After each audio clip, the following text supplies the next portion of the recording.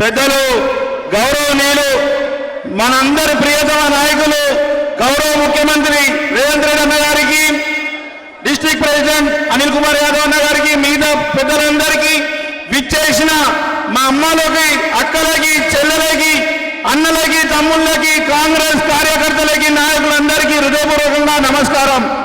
మన మీద ప్రేమతో ఈరోజు మరొకసారి మన ముందుకు మన ముఖ్యమంత్రి గారు వచ్చారు. మనకందరికీ తెలుసు, మన కంటోన్మెంట్ బోర్డు ల్యాండ్ కానీ, ఆర్మీ ల్యాండ్ కానీ ఎక్స్చేంజ్ చేయాలంటే అంత ఆషామాషి కాదు. 100 రోజులలోనే, తక్కువ సమయంలోనే ప్రజలందరూ ట్రాఫిక్ సమస్యలతో బాధపడుతున్నారు. సమస్యలు పరిష్కరించడానికి 100 రోజులలోనే ఆర్మీ వాళ్ళని కంటోన్మెంట్ బోర్డు ల్యాండ్ ఎక్స్టెండ్ చేసి ఎలివేటెడ్ కారిడార్కి శంకుస్థాపన చేసిన ఘనత మన ప్రియతమ ముఖ్యమంత్రి వారిదే.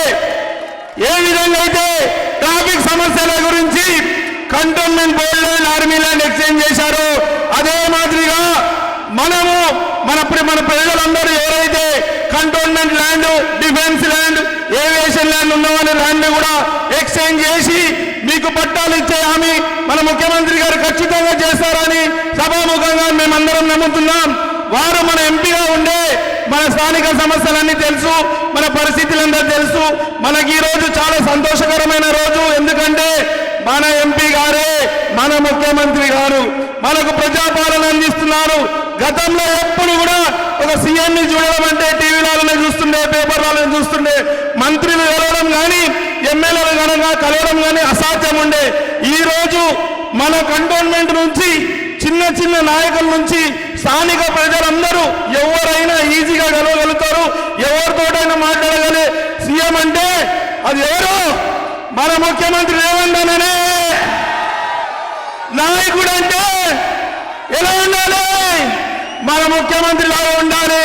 మనకు ఎన్నో సంవత్సరాల నుంచి ఏదైతే సమస్యలు ఉన్నాయో ఆ సమస్యలన్నీ మన ముఖ్యమంత్రి గారికి తెలుసు.